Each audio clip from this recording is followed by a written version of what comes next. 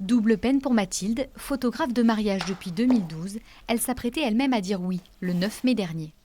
Tout était écrit, on avait fait tous les détails, on était vraiment à quelques jours de se marier. Et c'est vrai que c'est pas évident, ça fait 2 ans qu'on prépare notre mariage et qu'on attend cette date avec impatience, c'est difficile de reprendre tout de zéro.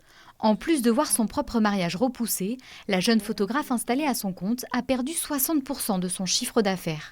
Pour combler le manque à gagner, elle mise sur l'ouverture d'un tout nouveau studio à domicile.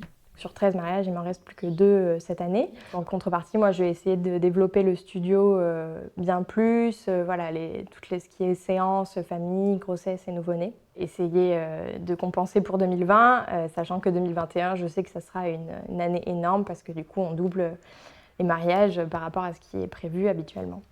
Une crise qui n'épargne aucun prestataire. Michael Négrier avait repris une entreprise de traiteur 2 semaines avant le confinement.